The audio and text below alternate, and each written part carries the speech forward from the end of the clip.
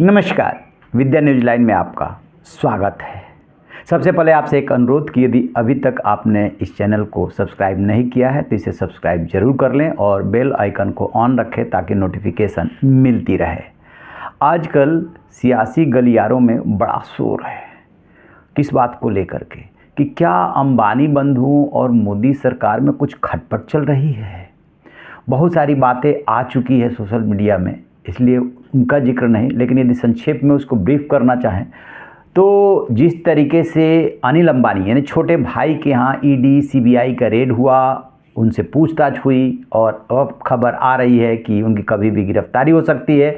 वो मामला state bank के लोन फ्रॉड का है जो लगभग 3000 करोड़ का है और अचानक कार्रवाई शुरू हो गई है। ये मामला तो 2019 से चला आ रहा था।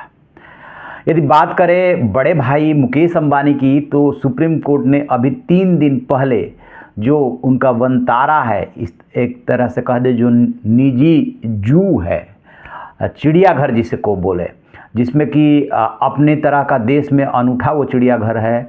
अब 32 देशों से 39,000 वन्य प्राणी वहाँ पर लाए गए हैं। इस संख्या और भी ज़्यादा हो सकती है और वैसा जो है कोई भी जू पूरे देश में नहीं है।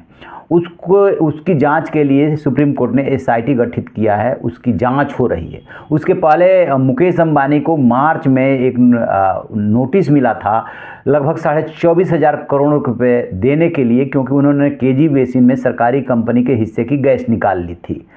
तो ये मामले तो बहुत पहले से चल रहे थे, लेकिन अब जा कर के एक्शन हो रहा है। तो इसी से अंदाज़ा लगाया जा रहा है कि अंबानी बंधुओं से मोदी सरकार का कुछ न कुछ खटपट हुआ। अदरवाइज ये वही अनिल अंबानी हैं जिन्होंने कि मोदी को नायक बताया था और कहा था कि महात्मा गांधी और सरदार पटेल के बाद गुजरात के तीसरे जो है महानायक है। फिर उन्होंने एक लेख लिख करके भी इसकी तारीफ़ की थी। तो ये तो रही वो बातें जो पहले ही आ चुकी है।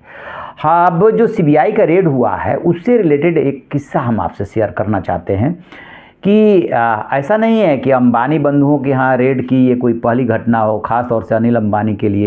ये तो पहले से सब होता रहा है। ये वाक़या है 1998 का। तब प्रधानमंत्री हुआ करते थे अटल बिहारी वाजपेयी और धीरू भाई अंबानी यानी कि मुकेश अंबानी और अनिल अंबानी के पिताजी जीवित थे।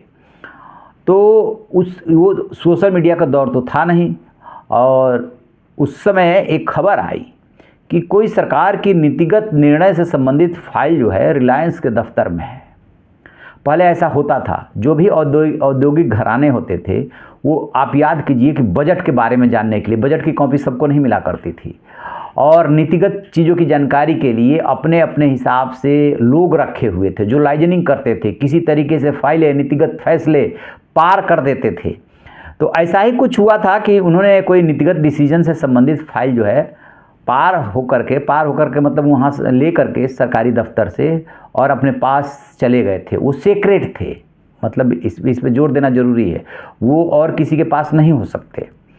और वो शायद पेट्रोलियम से रिलेटेड थे, चूँकि पेट्रोलियम का इनका कारोबार है तो पेट्रोलियम से रिलेटेड थे।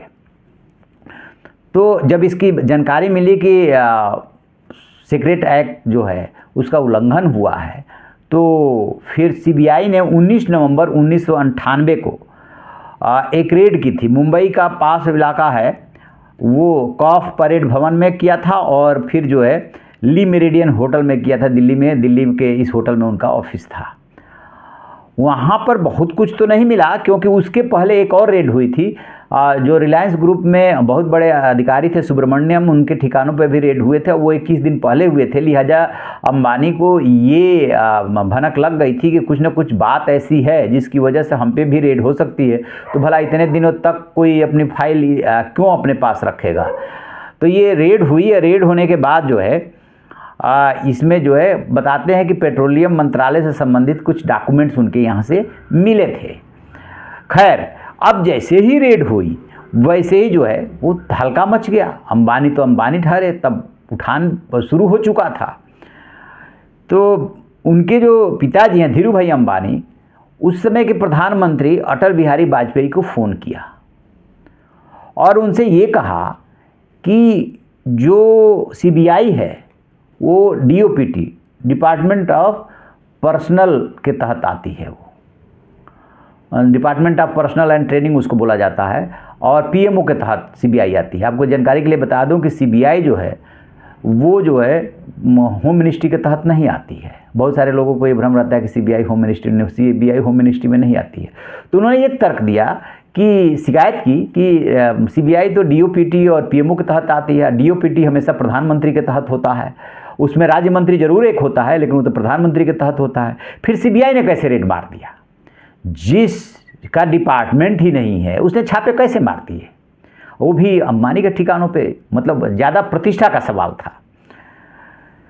तो इसके बाद जो उस समय सीबीआई के कार्यवाहक डायरेक्टर थे, निदेशक थे त्रिनाथ मिश्रा, तो फोन गया होगा, उनसे पूछा गया तो कहा यह जाता है कि उन्होंने जो है ऐसा करने से पहले सरकार को विश्वास में नहीं लिया था।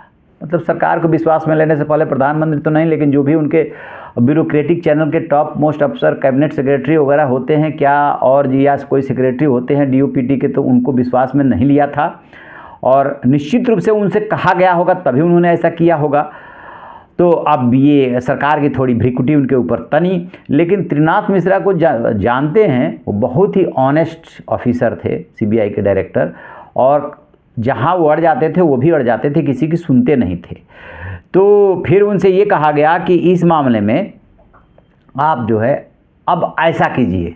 उन्होंने कहा कि माफ़ कीजिए, मैं अब ऐसा नहीं कर सकता। तो कहते हैं कि इसे कुछ दिनों के बाद उनको हटा दिया गया था। अब ये बात भेद खुला कैसे? क्योंकि ये तो कोई बताएगा नहीं, ना पीएमओ बताएगा, ना अंबानी कहीं शेयर करेंगे, ना सीबीआई शेयर करेगी। तो जून 2013 में त्रिनाथ मिश्रा ने ओपन मैगजीन में एक आर्टिकल लिखा और उसमें इस तरफ उन्होंने इशारा किया था कि उनसे कुछ ऐसा करने के लिए कहा गया उस केस में जिसके लिए वो सहमत नहीं थे, और जब कहा गया कि ऐसा कर देंगे तो फिर सब ठीक हो जाएगा, तो उन्होंने कहा कि फिर मुझे माफ़ कर दीजिए। इसके कुछ दिनों के बाद ही उनको हटा दिया गया था। कहने का मतलब ये कि ये जो औद्योगिक घराने होते हैं ये बहुत बड़ा शेयर रखते हैं अपने सरकार मंत्रालयों में, सरकार के ऊपर प्रभाव रखते हैं, और यदि बड़ा मामला ना हो जिसमें कि बहुत नियम कानून हो का उल्लंघन हो रहा, वैसे वो भी कर लेते हैं वो, तो फिर वो अपना काम करा लेते हैं अपने हिसाब से जैसा चाहते हैं। इसीलिए इनके बारे में कहा जाता है कि असली सरकार तो कारपोरेट घराने चलाते हैं, वो चाहे किसी की भी सरकार आ जाए, वो जो है उनका प्रभाव रहता ही रहता है। अंबानी के बारे में तो ये कहा जाता है, उनका जब ऑडियो वो वायरल हुआ था मुकेश अंबानी का, तब क्या बोल रहे थे उसमें यही तो कह रहे थे कि ये कांग्रेस और बीजेपी तो अपने घर के हैं, तो मतलब जेब में रखते हैं टाइप की बात। तो वो कोई गलत बात नहीं बोल रहे थे, तो जो चाहते हैं वो करा लेते हैं। तो अब सवाल उठ रहे हैं कि अनिल अंबानी पे रेड के बाद और बनतारा के लिए बेशक वो सुप्रीम कोर्ट से एसआईटी जांच का आदेश हुआ है, वो प्लस केजी बेसिन वाला मामला, ये अचानक क्यों उठ रहे हैं और इसके बाद क्या होने वाला है, क्या अंदर खाने कुछ बड़ा खेल चल रहा है, ये सारी बातें सियासी गलियारों में इसकी चर्चा हो रही है। और प्रधानमंत्री नरेंद्र मोदी जब ट्रंप के साथ सब कुछ चल रहा था, टैरिफ को लेकर के तनाव, उस दौरान उन्होंने एक कार्यक्रम में जो बोला था कि किसानों, मछुआरों, छोटे व्यापारियों के, डेयरी संचालकों के मामले में के हितों से मैं कोई समझौता नहीं कर सकता, और साथ में ये भी बोले थे कि बेशक इसके लिए उन्हें निजी तौर पे भारी कीमत चुकानी पड़ सकती है। तो उनका इशारा तो अमेरिका और ट्रंप की तरफ था, लेकिन ये सारे मामले कहीं ना कहीं आपस में कनेक्ट हो रहे हैं। अंबानी सिर्फ भारत के नहीं बल्कि एशिया के सबसे बड़े अमीर हैं ना, वो बहुत प्रभाव रखते हैं। उनके बेटे की जब मैरिज हुई थी तो उसमें हस्तियां साफ साफ दिख रही थी, प्रधानमंत्री से लेकर के देश विदेश की जो हस्तियां आई थी सबने देखा था किस तरह का वो प्रदर्शन हुआ था। और वैसे ही यदि बनतारा में नियमों का उल्लंघन हुआ था तो फिर वहाँ प्रधानमंत्री गए कैसे थे, तो अंदाज़ा लगा सकते हैं प्रभाव का।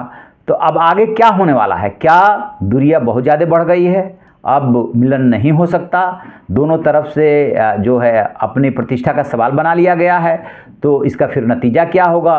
क्या जो अमेरिका के साथ चल रही है तनातनी, उसमें अंबानी का भी कोई कनेक्शन है, उनके जो ऑब्जर्वर रिसर्च फाउंडेशन है उसका कोई कनेक्शन है, क्या अमेरिका के मामले में या रसिया से जो तेल खरीदा जा रहा है उसको लेकर के कहीं पे कोई नीतिगत स्तर पे गुमराह किया गया?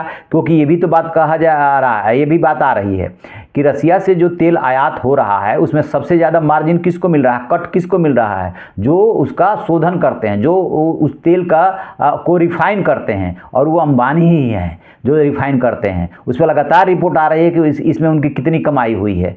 तो कहीं ना कहीं कुछ बात है। अब आगे चल करके और हो सकता है कि और ज़्यादा क्लियर हो, और जैसे कोई अपडेट मिलेगा हम आपसे साझा करते रहेंगे।